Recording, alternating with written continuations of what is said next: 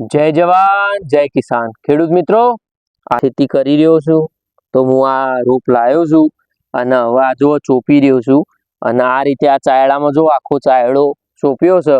તમે આ વિડીયોમાં જે રીતે જુઓ છો એમ લાઈન શેરમી ચોપ્યો છે. આ ચોપવા પાછળનું કારણ કે આપણને ઘરનું શુદ્ધ ડુંગળી ખાવા મળે એટલા માટે આ બધું વળખો કરીએ છીએ. બાકી માર્કેટમાં તો બધું જ મળે છે, આ બધું ક્યાં વળખો કરવાની જરૂર આવે છે.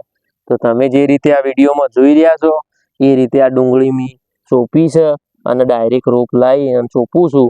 એટલે આ ડુંગળી છે હવે ધીરે ધીરે માર્ચ એપ્રિલ મહિનામાં કમ્પ્લીટ રેડી થઈ જશે.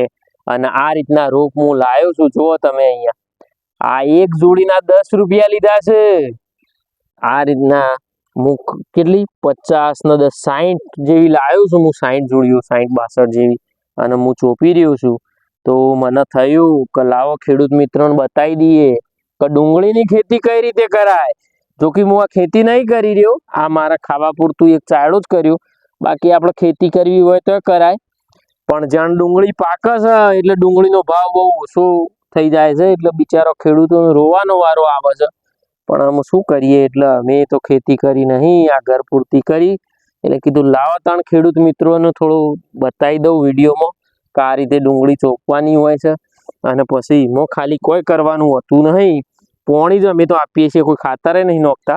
કારણ કે આપણે ઘેર ખાવાની હોય પછી ખાતર નહીએ તો એવું ખાતરવાળું ખાઈએ તો આપણા શરીરને નુકસાન થાય. તો એ રીતે આ રીતે જે રીતે તમે વિડીયોમાં જુઓ છો એમ જો થોડી જગ્યા ઉપર હું નજીક ચોપી રહ્યો છું. એટલે જેનાથી ડુંગળી પછી મોટી થશે એટલે વળી હું એક વખત વિડીયો લઈને આવીશ કે હવે આટલી ડુંગળી થઈ અને આટલા એક ચાયડામાંથી જેટલું ઉત્પાદન થયું, જેટલા મણ થઈ, મારા અંદાજ પ્રમાણે 3 મણ 4 મણ જેવી થવી જોઈએ કે જે 12 મહિનાનું અમારા આખા ઘરનો ખાવા માટે ચાલી રહેશે. તો એના માટેનું આ બધું છે. તો અત્યારે જો ખેડૂત મિત્રો 1:30 વાગી ગયો છે, ખરો તડકો છે, હજી ખાવાનું એ બાકી છે. પણ શું કરીએ, ખેડૂતની જિંદગી તાણા આવી હોય છે. તમે જે રીતે વિડીયોમાં જોવો છો એ રીતે. તો બસ બીજું તો કોઈ કહેવું નહીં. બસ આ ડુંગળીની આવતો હતો તો થયું કે લાવો તાણ ખેડૂત મિત્રો જોડે શેર કરું કે ડુંગળી કઈ રીતે વવાય, શું કરાય એ બધું. તો હવે આ રીતે ડુંગળી મેં વાવી છે અને જુઓ તમે આખો ચાયડો આ રીતે તૈયાર થવા જ આવી ગયો છે. હવે આ ધીરે ધીરે તમે આ વિડીયોમાં જોવો છો એ પ્રમાણે મેં બધી ચોપી છે લાઈન છે. જો આખો ચાયડો એક કર્યો છે, એક કલ્ટીનો જે ચાયડો કહેવાય ને આપણે, એ રહ્યો ચાયડો છે. અને આ રીતની બધી ચોપી છે. હજી તો ખાવાનું એ બાકી છે અને 1:30 તો વાગી ગયો છે. અને તમે આ જોઈ લો વિડીયોમાં જે રીતે જોવું છે એ રીતે આ ડુંગળી છે.